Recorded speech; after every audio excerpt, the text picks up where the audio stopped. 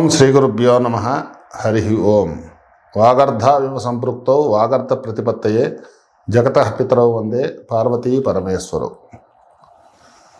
శ్రీ పరాభవనామ సంవత్సరం మేషరాశి గురించి ఏ విధంగా ఉందో తెలుసుకోబోతున్నాం. మేషరాశి వారికి ఈ పరాభవనామ సంవత్సరంలో గ్రహస్థితులు ఈ విధంగా ఉన్నాయి. ముఖ్యంగా మనకి 4 గ్రహాలు గోచారంలో సంచరిస్తూ ఉంటాయి. ఈ సంవత్సరం అంతా కూడా శని మీ రాశి వారికి 12వ స్థానం అయినటువంటి మీనరాశిలో సంచరించటం, అలాగే దీనివల్ల ఈ రాశి వారికి ఏలినాటి శని ఆరంభ దశను సూచిస్తూ ఉన్నది.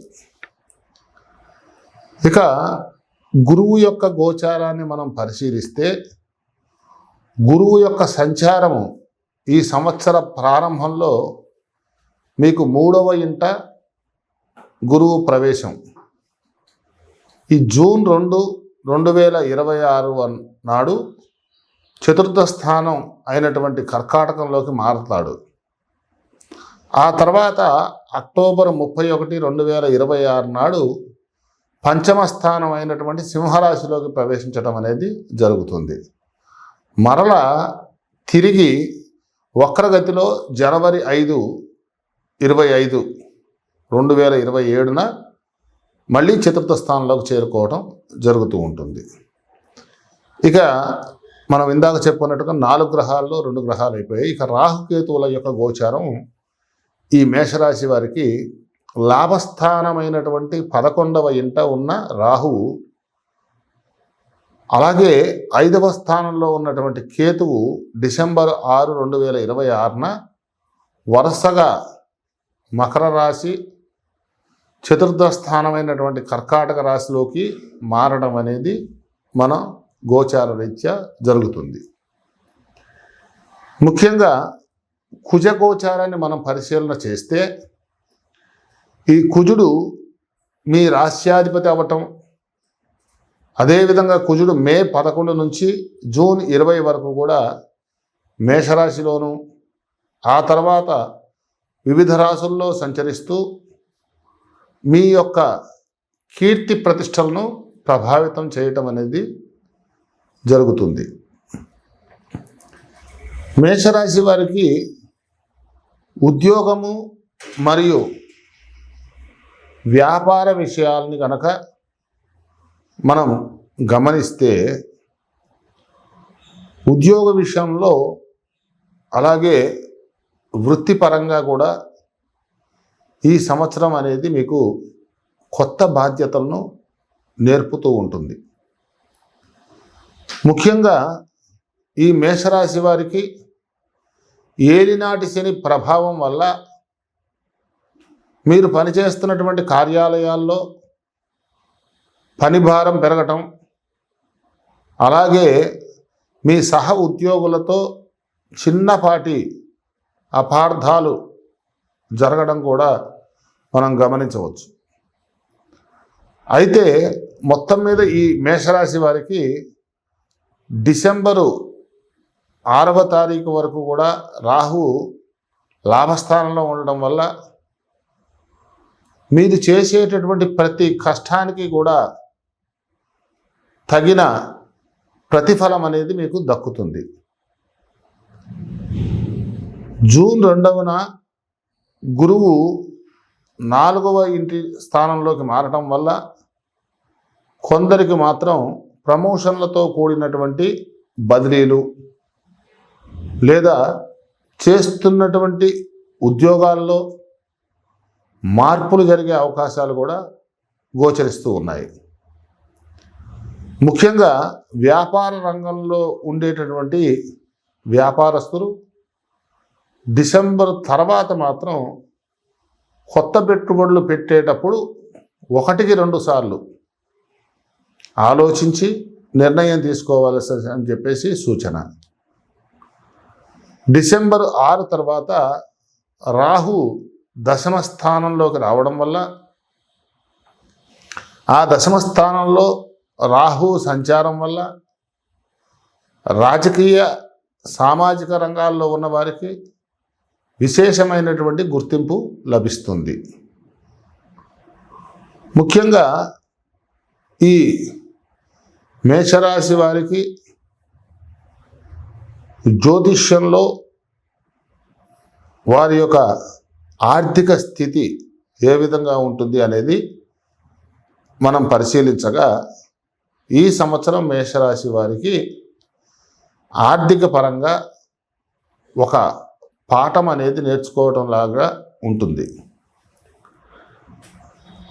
ఒకవైపు ఏలినాటి శని వల్ల కుటుంబ అవసరాలకు, మీరు చేసే ప్రయాణాలకు, లేదా మీరు చేసేటటువంటి ఇంట్లో ఉన్నటువంటి శుభకార్యాలకు మీ ఊహకు మించి ఖర్చులు అవుతాయి. కానీ దానివల్ల మీరు భయపడాల్సిన అవసరం మాత్రం ఏమాత్రం అవసరం లేదు. 11వ స్థానంలో రాహు సంచారం వల్ల ఏవైతే మీరు చేసేటటువంటి ఖర్చులు ఉన్నాయో ఆ ఖర్చులకు తగినటువంటి ధనాన్ని ఏదో ఒక రూపంలో మీరు సమకూర్చుకోగలుగుతారు. ముఖ్యంగా మేషరాశి వారు అక్టోబర్ 31 నుంచి జనవరి 25 వరకు, అలాగే గురువు 5వ స్థానంలో సంచారం వల్ల ఆ సంచరించే కాలంలో మీకు ఆర్థికంగా ఒక సువర్ణ కాలం అని చెప్పుకోవచ్చు.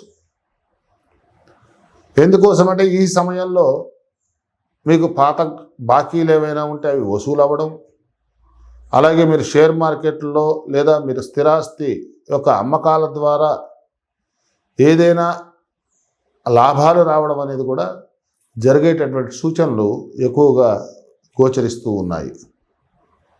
ముఖ్యంగా ఈ మేషరాశి వారికి కుటుంబము మరియు వ్యక్తిగత జీవితం ఈ సంవత్సరం ఏ విధంగా ఉంటుంది అనే విషయాన్ని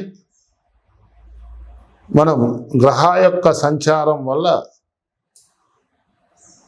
ఆ యొక్క స్థితులను మనం పరిశీలించగా కుటుంబ జీవితంలో మిశ్రమ ఫలితాలు మాత్రం గోచరిస్తూ ఉన్నాయి.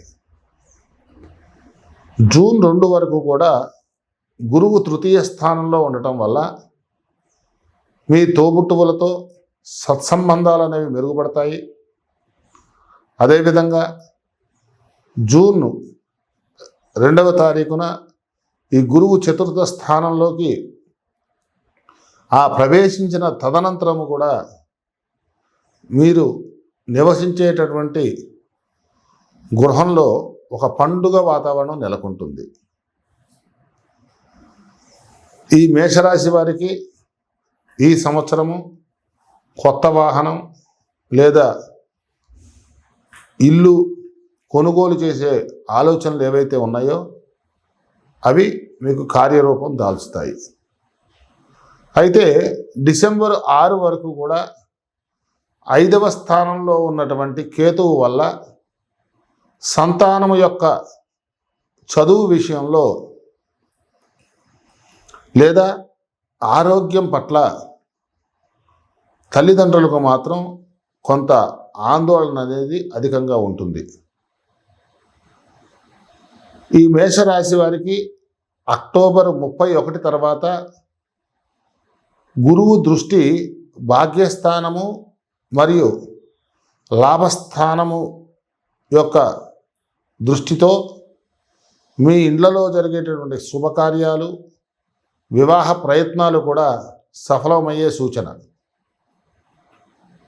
ఇక అనేక సందర్భాల్లో కొంతమంది అవివాహితులకు వాళ్ళ వివాహ పొంతన విషయంలో, ఆరోగ్య విషయం గురించి మనం ఈ సంవత్సర గోచారాన్ని పరిశీలించగా మేషరాశి వారు ఈ సంవత్సరం మాత్రం ఆరోగ్యం పట్ల ఏ మాత్రం కూడా నిర్లక్ష్యం చేయకూడదని చెప్పేసి సూచన. ఎందువల్లనంటే ఏలినాటి శని ప్రభావం ప్రారంభం కావడం వల్ల, అదేవిధంగా మీకు ముఖ్యంగా శరీరంలో పాదాలకు సంబంధించిన నొప్పులు, కీళ్లకు సంబంధించిన నొప్పులు మరియు రాత్రిపూట నిద్రలేమి సమస్యలు కూడా మిమ్మల్ని బాధించేటటువంటి సూచన గోచరిస్తూ ఉన్నది.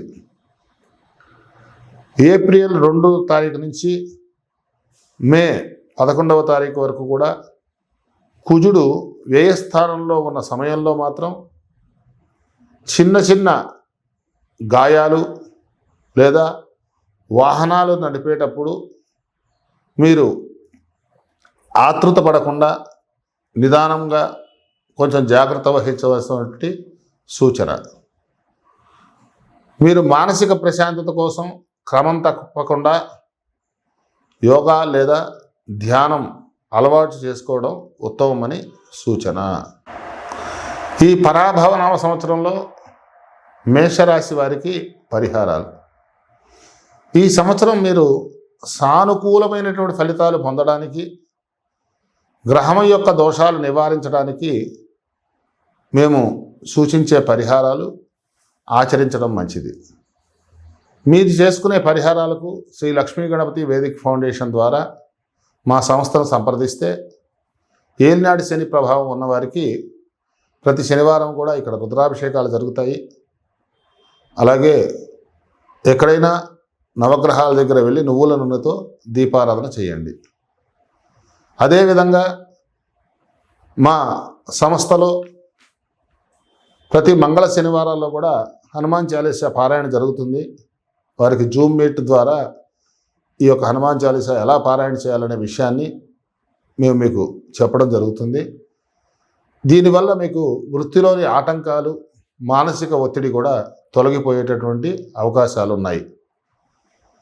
అలాగే జూన్ 2వ తారీఖు నుంచి గురువు చతుర్థ స్థానము అంటే అర్ధాష్టమ స్థానంలో ఉండటం వల్ల మేషరాశి వారికి మా యొక్క పీఠంలో దత్తాత్రేయ స్వామి వారికి దత్త చరిత్ర పారాయణ జరుగుతూ ఉంటుంది. అలాగే మీరు ఎవరైనా అందుబాటులో ఉన్నవారు పసుపు రంగు వస్త్రాలు గురువారం నాడు మీరు దానం చేయటం అనేది మంచిది. అదేవిధంగా మా యొక్క సంస్థలో ప్రతి శుద్ధ చవితి నాడు, బహుళ చవితి నాడు విశేషంగా గణపతి అథర్వ శీర్ష పారాయణ, చతురావ్రత తర్పణము, హోమము నిర్వహించడం జరుగుతుంది. మీ గోత్రనామాలు మా సంస్థ వారికి ఈ స్క్రీన్పై ఉన్న నెంబర్కి తెలియజేస్తే ఈ మేషరాశి వారికి ఈ సంవత్సరం కేతువు చతుర్థ స్థానంలో ఉండటం వల్ల గృహంలో ఏర్పడే ప్రతికూలతలను తొలగించుకోవడానికి నిత్యము కూడా మా సంస్థలో జరిగేటటువంటి హోమాల్లో మీరు గోత్రనామాలు తెలియజేసి పాల్గొనవచ్చని చెప్పేసి సూచన. సర్వే జనా సుఖినో భవంతు, లోకా సమస్తా సుఖినో భవంతు.